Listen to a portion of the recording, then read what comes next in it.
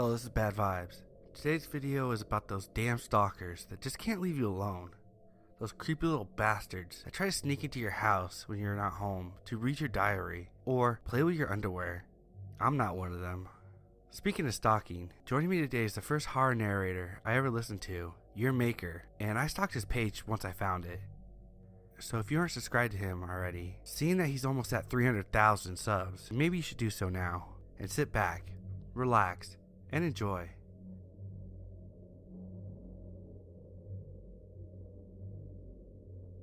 "2002. I was a 14-year-old girl starting freshman year. I was an awkward, nerdy girl that didn't know how to handle attention from boys, so you could say I made things worse for my situation. I had a knack of making friends with weird people that no one really liked, but I tried to be friendly with everyone I met, so it wasn't a big deal to me. Unfortunately, that was also my downfall. Clubs were a very big deal, and they actually had an anime club, so of course I was all about that. First club meeting, I sat next to a couple of friends and soaked it all up. I thought I was finally with my people. Then here comes Stalker Kid. I'd use his real name, but to this day I have no clue what it is. He sat in front of me. Being the person I am, I said hi. I could tell he was uncomfortable and didn't know anyone, so I was just being nice. And boy did this guy cling to me after that one word. At first, he would just find me during lunch and just stand there mumbling things to me. He had such a soft voice, high-pitched, that you just felt unnerved when he spoke to you. The way he would look at you as he spoke made it so I could never look him in the eyes. After a while, it became more of him asking me about personal life and what I was into. Me being dumb and naive, I tried to be friendly and chat while feeling incredibly uncomfortable. After a while, my friends and I would move to different tables, benches, and even hallways to avoid him, but he always found me. After about a year of this, my best friend finally told me that if I didn't tell him to fuck off, he would. I really didn't want him around anymore, so sure, go ahead. So one day during lunch, here comes Stalker Kid with his signature greeting, barely above a whisper, "Hey."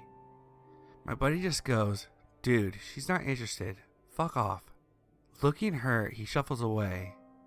I was like, man, you didn't have to be so hard on him, but, thanks.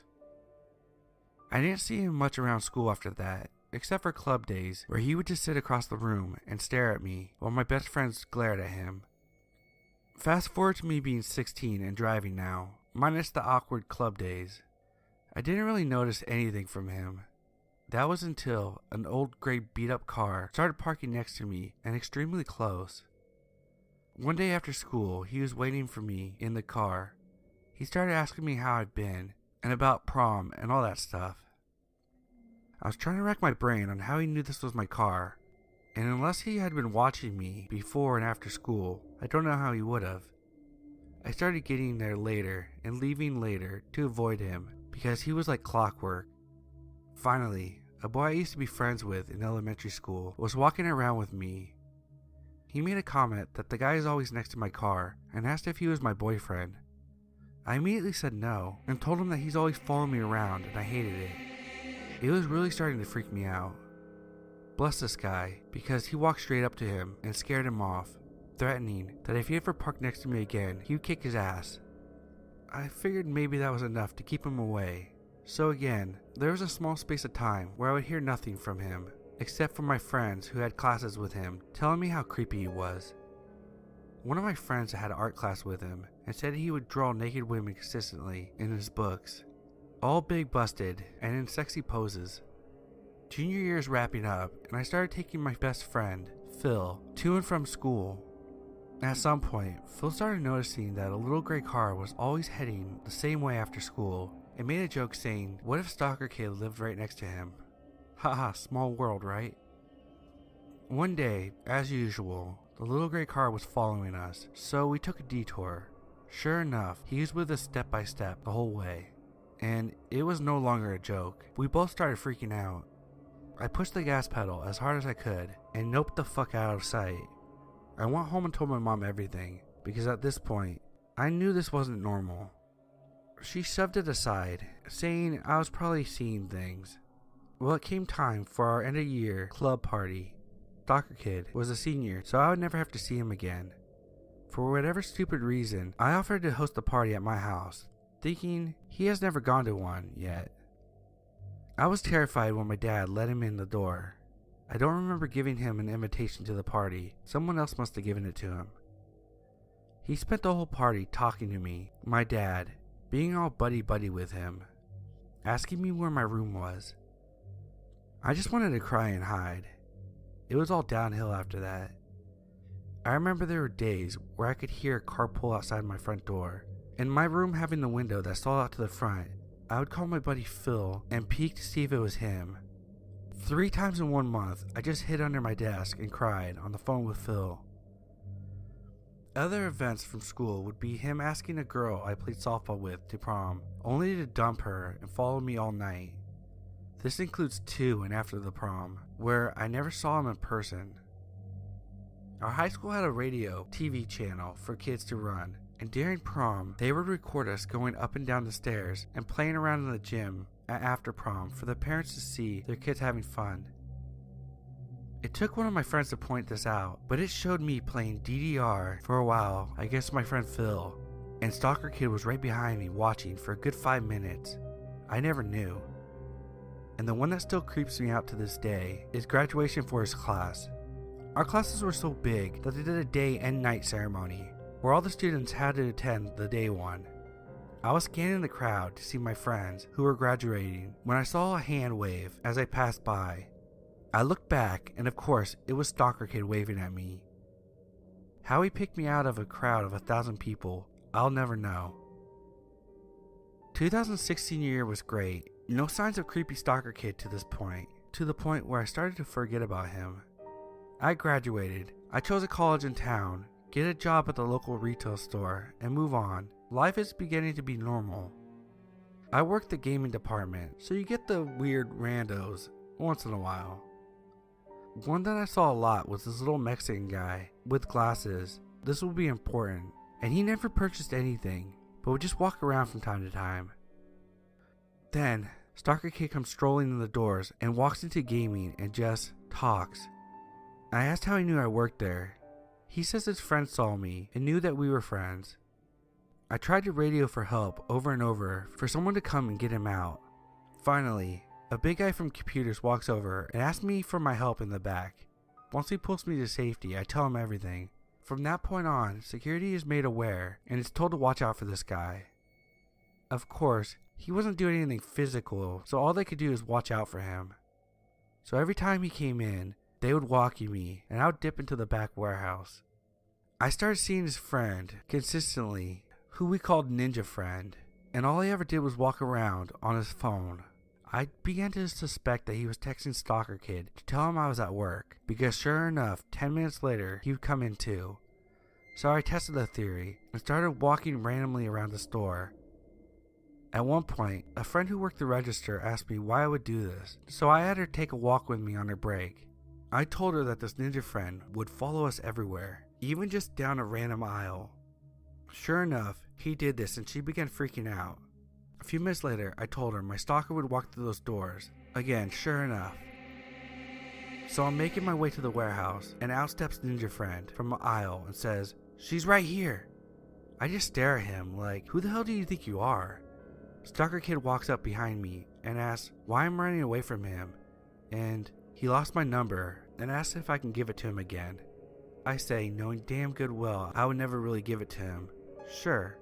I go to the warehouse and write, "This is where I work, don't ever come here again," and hand it to him. Glare at his friend and then call security on the walkie. After that, I sit down in the warehouse and just break down.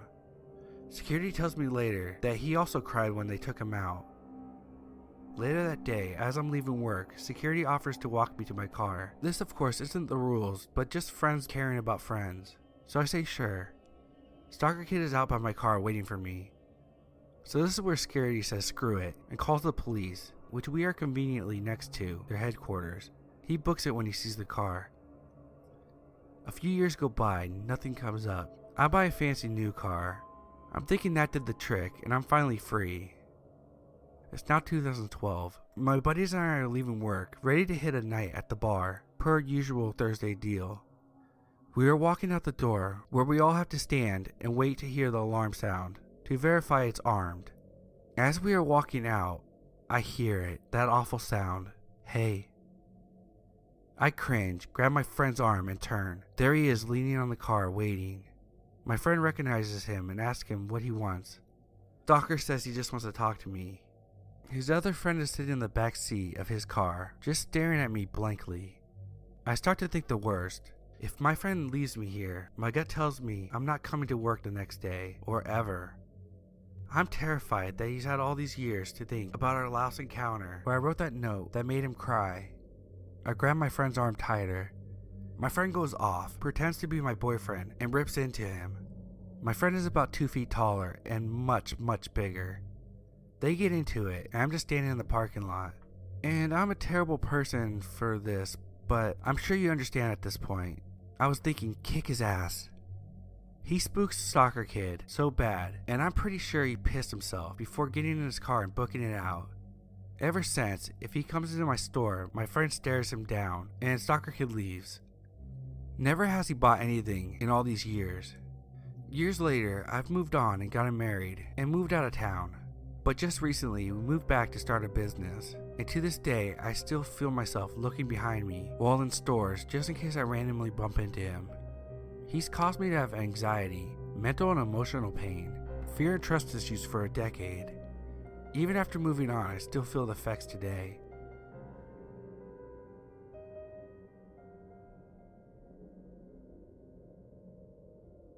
Yesterday I got a message on Facebook from a guy that I used to be an acquaintance with 3 years ago. This acquaintance became a really creepy stalker. He somehow found my Facebook even though I never told him my last name, and even if I did, he would still have a hard time finding me. "How are you? You're so pretty since the last time I saw you. Why are you ignoring me? Are you ready to give me a chance?" These were the messages he sent me last night. When I was 17, I used to work at a van store in the mall. Creeps were pretty common. A lot of older men would come in and make me uncomfortable in various ways by asking for my number and if I had a boyfriend, and sometimes touching my lower back or gripping my arm. And I mean men in their mid-40s most times. At the time, I didn't have a boyfriend since I had no interest in relationships, so I would just tell them that I wasn't ready for a relationship and proceed to excuse myself from them in the nicest way possible not to affect my job. But this one guy comes in. He was 23 and seemed cool. Cool enough to be a friend. His name was Eli. He too worked in the mall and he would come in the store often just to say hi. He had many insecurities about him, and I thought he just needed a friend or someone that could emotionally support him. But in turn, he had feelings for me, and maybe after 2 weeks since we met, he would continuously insist that we should go on a date. And after I softly rejected him, things turned for the worse. There were times I'd be on break and I would just be walking around the mall and I could see him pacing behind me in the distance. Every corner I took, he was still there. Sometimes I would go into a store and leave after a few minutes would pass hoping he was gone, but he would be lurking on the bench a few stores down. One time he was getting closer and closer to me as I sped walked to the food court. I went into a restroom and just hid until my break was almost over. My team members would tell me about how much he would come into the store and ask for me. He would ask for my schedule and then they would refuse to tell him, making him even angrier. He would text me continuously asking if I would give him a chance and that I was a horrible person because I didn't give him one. He insisted that I was all he ever wanted, and he threatened he would follow me home one night from work so he would know where I lived. I wasn't really afraid, just angry, and I was considering threatening him. But I really didn't know who he was, so I didn't want to try it. After about a month of the harassment, I told him that him and I would never be together and that I would call the police if he kept stalking me, and I proceeded to block him. After that, I didn't see him much around the store or when I would go on break, so I was at ease and felt safe again. About 1 week later, I was walking out of the mall and I called an Uber to take me home after my closing shift since the buses weren't running. I was still pretty new to Uber since I used the bus mostly. It was late, around 11 p.m., and I was tired. My app said the Uber had arrived. It was a newer Toyota Corolla like in the description, so I approached the car. I found it weird that the Uber didn't have the glowing stand that displays its brand on the dash, but I figured that maybe there was a sticker somewhere on the car instead. I opened the door and the lights didn't turn on. I paused for a moment and asked if this was my Uber. No reply. At that point, I was feeling a fight or flight response since I wasn't comprehending the situation. I noticed there was a guy in the back seat across from me and I automatically figured I had the wrong car. I nervously said sorry and the guy in the driver's seat nodded his head. As I was about to get my head out of the car, the guy in the back seat lunged at me trying to grab me, and I just fell backwards on the ground out of shock. I could see his face and figure more clearly, and it was undoubtedly Eli the Stalker. I scrambled up and ran back into the mall as fast as I could without looking back, and once I was in there, they were gone. I never shook as violently as I did that night. I was so disturbed that I canceled my Uber ride and waited for my dad to get me. Shortly after that, I stopped working at the mall and I never saw him again. The fact that he is messaging me now inspired me to share this. I blocked him and I hope he doesn't somehow find me. Let's not meet.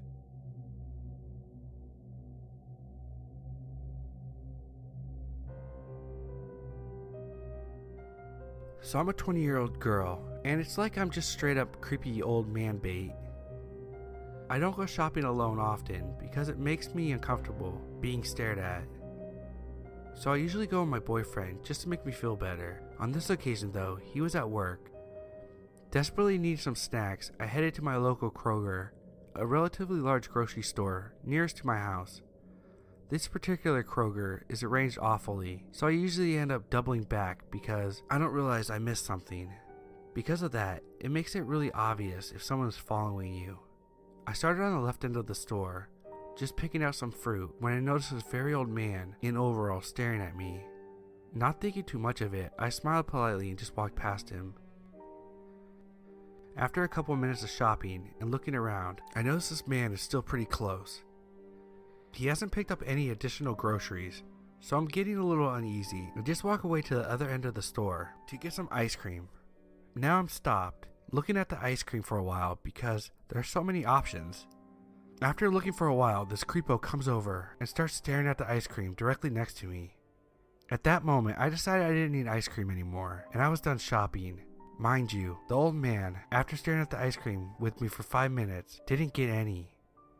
From there, I booked it around the corner and ran all the way to the end of the aisle, took a sharp turn, and hurried to the checkout. I got in line and then offered a random person about to check out the spot behind me. I figured this would give me some time. Believe it or not, the old man comes to the checkout stand behind the person that is right behind me. I start quietly talking to the lady checking me out and ask them to take a very long time with the old man because he had been following me the whole time. They just laughed it off like I was some dumb teenager and said, "Yeah, that's old men for you," when I was generally worried about my safety. At this point, I'm sure you're thinking, call the cops. Yeah, that's what my dad said too, but I just didn't think about it at the moment. After checking out, I ran to my car and started putting away my groceries as fast as possible. I had an entire cart to put away. I finally got the groceries in my car, and since I was eyeing the door the whole time, I saw the old man come out the doors and beeline for me. I slammed the trunk of my car, and he was waiting for me at the driver's door. I locked the car and ran across the parking lot while calling my boyfriend to see what to do.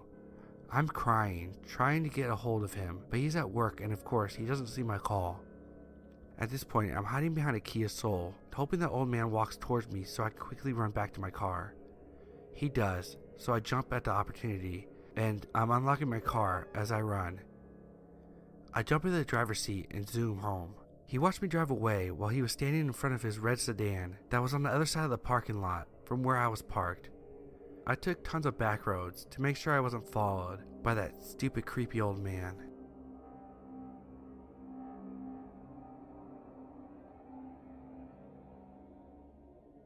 My mother, grandmother, and I lived in the same house but in 2 different flats in a very short street with only 6 houses in total.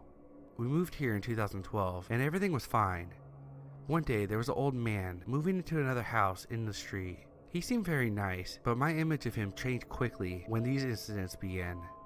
My grandma lives on the first floor, so everyone walking past the house can technically look into her flat when she has her blinds open.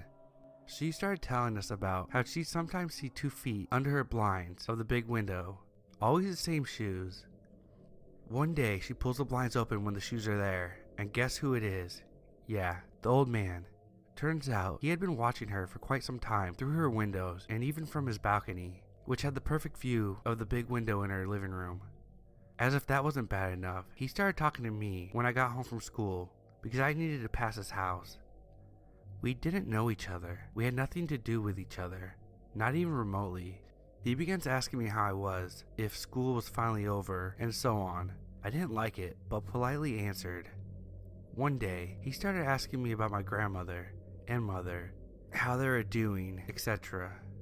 I was very creeped out by this, given the history of the incidents. I started ignoring him, and after a few days of ignoring him, he got the hint. But there's more.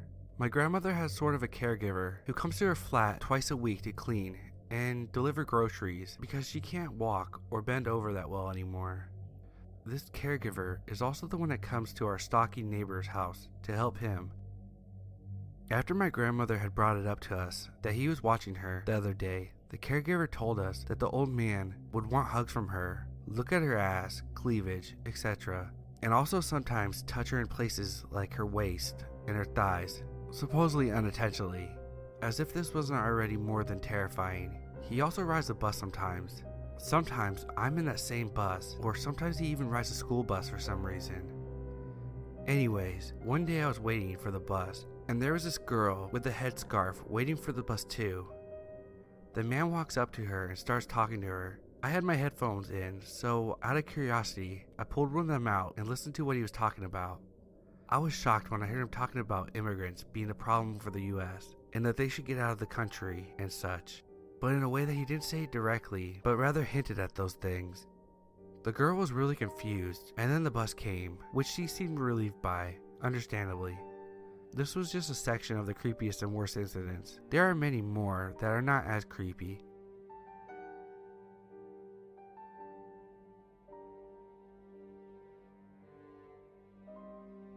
Okay, so this happened to me a few months ago.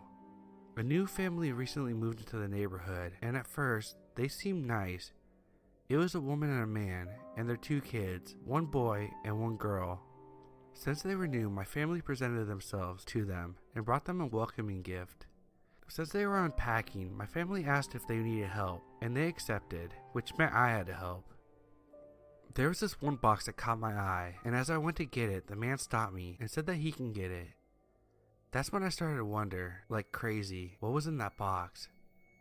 That night for dinner, my family invited the new neighbors, but they declined, so it was just my family. I asked my mom if she knew what that box had in it, cause it looked weird. She told me not to judge, and it was probably just private things, so I shouldn't get into other people's business. Later that night when I was sleeping, I heard her back door open, and footsteps coming in. I locked my door. I wanted to call the police, but I didn't know who it was, so I just forgot about it. The next day I woke up and checked the back door, and it was unlocked. I was creeped out and told my mom that I thought the family came in and did something to the house. She then called me crazy, and I have to be respectful, and what if it was the other way around? After she told me this, I have to hang out with the little boy because he left all his old friends in his old town and needed someone to play with. So later that day I hung out with him at the park, near my neighborhood. I asked him his name, and he told me it was Diego, which was crazy because my name was Diego. At first I was like, oh my god, we have the same name. Then he said, like Diego from Grachi, and there's a TV show I watched called Grachi, and it had a character named Diego. I was a little creeped out at first, but shrugged it off as a coincidence. Later that night at dinner, I felt like my family was being watched.